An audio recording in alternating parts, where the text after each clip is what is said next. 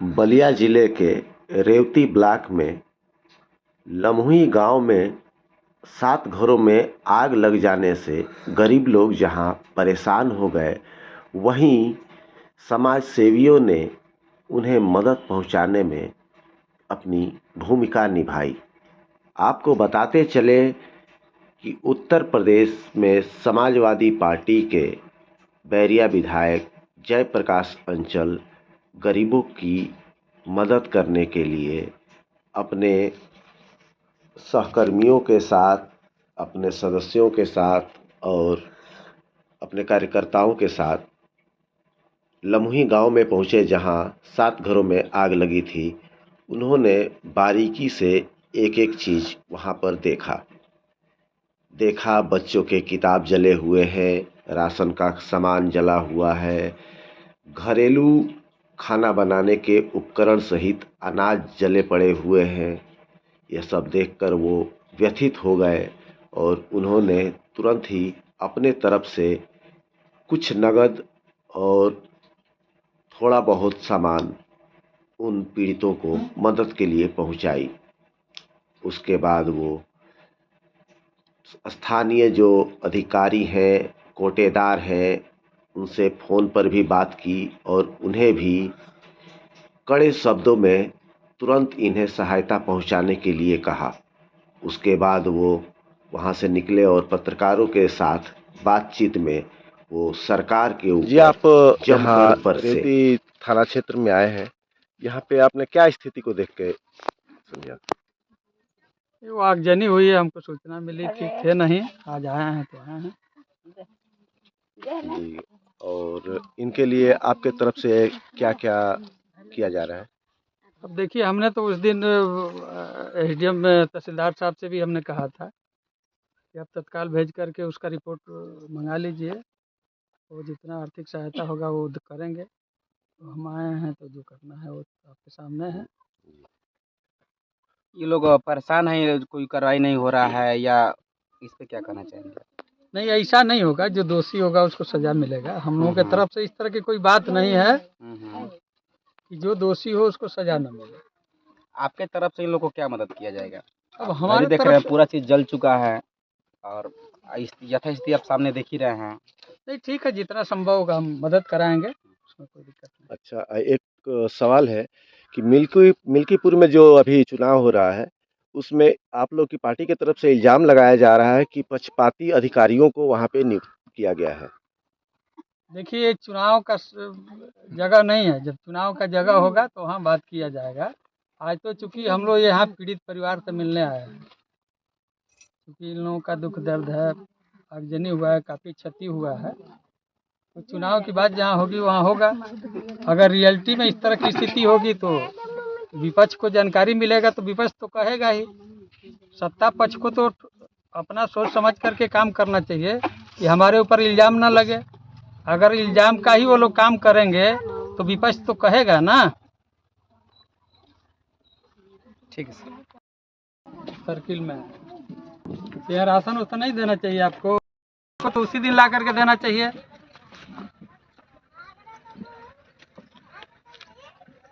नहीं, आज पहुंचाइए, नहीं तो हम बात करते हैं एसडीएम साहब से। ये क्या तमाशा है? सारा सामान जल गया, आपको राशन का इंतजाम नहीं करना चाहिए? आज एकदम पहुंच जाना चाहिए, शिकायत नहीं मिलेगी।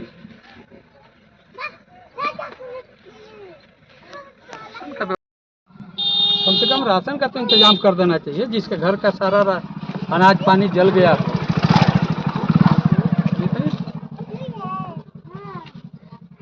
बात करिए, आज दिलवाइए। ये क्या तमाशा है? मानवता के अनुसार उसको मदद कर देना चाहिए। आप पूछ लीजिए, कह दीजिए कि आज पहुंचाए इन लोगों को। आज आपका इस क्षेत्र में आना हुआ लम्हुई में, क्या वजह रहा आने का? लम्हुई में आगजनी हुई थी तो पीड़ित परिवारों से मिलने के लिए आए थे। और उन लोगों के लिए जो भी शासन प्रशासन चाहे हम लोगों के व्यक्तिगत स्तर पर जो सहयोग करना था उसके लिए आए थे। हम लोगों ने सहयोग किया, प्रशासन से भी कहा। आपके विधानसभा क्षेत्र में ही एक भोपालपुर हॉस्पिटल पड़ता है और वहाँ पर डॉक्टर लोग नहीं रहते हैं, इस पर क्या कहना चाहेंगे आप? देखिए, डॉक्टर के लिए मैं अभी सीएमओ साहब से बात किया है कि यहाँ डॉक्टर का इंतजाम किया जाए। अगर सीएमओ साहब व्यवस्था नहीं करेंगे तो हम लोग पत्र व्यवहार शासन को करेंगे। अभी जिस क्षेत्र में आप खड़े हैं, यहीं से जस्ट 100 मीटर की दूरी पे एक कैनाल पंप लगा हुआ है, वो अभी तक चालू नहीं हुआ है। इस पे आपका क्या कहना है? वो पंप कैनाल अभी पूर्ण नहीं हुआ है, जबकि हम लोगों की सरकार थी 2012 से 17 में, तो इस हजारों एकड़ किसानों की जो फसल जल के अभाव में खराब हो जाती थी, तो हमने माननीय अपने नेता तत्कालीन मुख्यमंत्री माननीय अखिलेश यादव जी से रिक्वेस्ट किया कि प्रचुर मात्रा में घाघरा नदी में पानी उपलब्ध है और किसानों को सिंचाई के लिए दर दर भटकना पड़ता है, इसलिए पंप कैनाल यहाँ स्वीकृत कर दीजिए। और पंप कैनाल हो जाएगा तो किसानों को पानी उपलब्ध हो जाएगा सस्ते दरों पे। एक तो उन्होंने हम लोगों की बात मानी और यही तिलापुर में पंप कैनाल की स्थापना के लिए तत्काल स्वीकृति हमारे पैड पे दिए और धन अवमुक्त कर दिए, जबकि पिछली सरकार हीला हवाली कर रही थी। फिर जब हम लोग चुनाव जीते हैं और दबाव बनाए हैं कि ऑलरेडी जब पैसा पड़ा हुआ है तो ये पंप कैनाल का काम क्यों रुका है, तो सब जाकर के अब हो रहा है। एक सवाल और है आपका दुआबा से दलन छपरा से, जहाँ पर दलन छपरा का कुछ लोग आपसे नाराज हैं, आप ही के कार्यकर्ता हैं और नाराज हैं। वहाँ पे बिजली का जो ट्रांसफार्मर है वो लगाने की बात हो रही थी और वो नहीं लग पा रहा है। देखिए, ऐसा कुछ नहीं है। हमारे कार्यकर्ता न हमसे कभी नाराज होते हैं, न हमारे नेता अखिलेश यादव जी से कभी नाराज होते हैं। अरे, जिस घर में परिवार के अनेक सदस्य रहते हैं तो थोड़ा मोड़ा खड़खड़ाहट तो हो ही जाती है, लेकिन उसको नाराजगी नहीं कहा जाता है। अरे, हमारी बात वो सुनते हैं, उनकी बात मैं सुनता हूँ। अगर ट्रांसफार्मर की बात है तो ट्रांसफार्मर को हम ही को लगाना है और लगा भी दूंगा। हमने बात भी कर लिया हूँ, जल्दी वहाँ ट्रांसफार्मर लग जाएगा। तो ये विशेष निवेदन रहेगा आपसे कि उसको जो नाराजगी है उसको दूर करवा दीजिए। नहीं, वो नाराजगी दूर हो जाएगी, वो कोई नाराजगी नहीं है। देखिए, जब जब जलता है मैं ही बदलवाता हूँ और मैं क्षमता वृद्धि में लिख भी दिया हूँ, लेकिन चूंकि कतिपय कारणों से वो लेट हो रहा है, तो लेट हो रहा है तब वो इससे थोड़ा सा जनता में बार बार जलता है तो आक्रोश है। हमने तो 50 ट्रांसफार्मर लिखा है क्षमता वृद्धि करने के लिए। जहाँ जहाँ जिन गाँव में 10 का है उसको 25 करने के लिए, जहाँ 25 है उसे 63 करने के लिए, जहाँ 63 है उसको 100 करने के लिए, जहाँ 100 है उसको 250 करने के लिए, और यहाँ तक लेकिन नगर पंचायत में 250 का है तो हमने 400 करने के लिए लिखा है। आजकल बलिया और 50 की संख्या में हमने लिखा है। आजकल बलिया और आसपास में देखा जा रहा है कि लोग मदद मांगने के लिए सत्ताधारी नेताओं के पास ना जाकर आपके समाजवादी पार्टी के नेताओं के पास ज्यादा जा रहे हैं। सत्ताधारी लोग दिल खोल करके जनता को लूट रहे हैं, इसलिए जनता का विश्वास विपक्ष के विधायकों जनप्रतिनिधियों के ऊपर है और इसलिए जनता विपक्ष के पास जा रही है। ये स्थिति है। देख रहे हैं जिस तरह से सत्ता के लोग, कोई थाना तहसील बचा है क्या कि जहां अपनी दुकान छान करके न बैठते हो। अभी बैरिया विधानसभा में दरोगा जी से लेकर के सुरेंद्र सिंह का कुछ बवाल हुआ था, इस पे क्या कहना चाहेंगे आप? देखिए,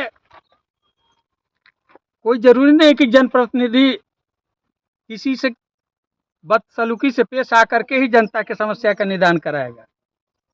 वो जनता का प्रतिनिधि है, वो जनता की भी बात सुनेगा और शासन प्रशासन की भी बात सुनेगा। उसको रास्ता निकालना चाहिए शालीनता से कि हम किस तरह से जनता की मदद करेंगे। अब किसी को गाली दे करके कोई किसी की मदद नहीं करता है, और उनका तो नेचर है मुकदमा कराना। वो दोषी है कि निर्दोष है, जहां जाते हैं जल्दी मुकदमा दर्ज करो। रेवती में जो रेल आंदोलन दर्ज करना समस्या का निदान नहीं है। अगर वास्तव में मुकदमे की स्थिति बनती है तो ठीक है, आप मुकदमा दर्ज कराइए।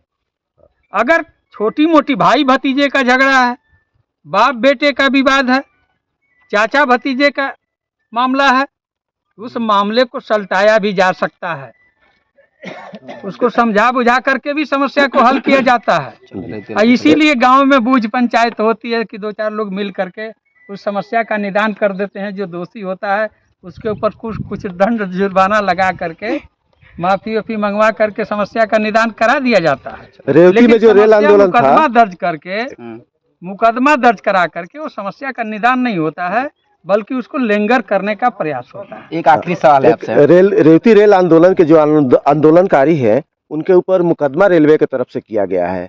इस बीच वो लोग अपने आप को अकेला पा रहे हैं, आंदोलनकारी जो आंदोलन कर रहे थे। इस पे आप क्या कहना चाहेंगे? देखिए, ये हिटलर शाही सरकार है, इसको जनता की जन समस्या से कोई सरोकार नहीं है, चाहे वो देश की सरकार हो या प्रदेश की सरकार है। देख रहे हैं आज शिक्षा व्यवस्था कितनी महंगी है, बिजली व्यवस्था को ये लोग प्राइवेट सेक्टर को बेच रहे हैं, बेरोजगार नौजवान जो रोजगार मांग रहा है उसको लाठियों से पीटी जा रही है, और जिनको ये लोग नौकरी दे भी रहे हैं आउटसोर्सिंग का, क्या उससे वो क्या कर सकता है? 15,000 20,000 तनख्वाह पा करके लड़का, उसका क्या भविष्य है? वो न अपने बुजुर्ग माँ बाप का इलाज करा पाएगा सही तरीके से, न अपने बेटे बेटियों को शिक्षा दिला पाएगा अच्छी, न वो घर बनाने का सपना देख सकता है। तो इस तरह तो खुद जो आज इस भारतीय जनता पार्टी की सरकार में नौजवान ठगा हुआ महसूस कर रहा है। अस्पतालों की स्थिति देख रहे हैं, सरकार इन्हीं लोगों की है।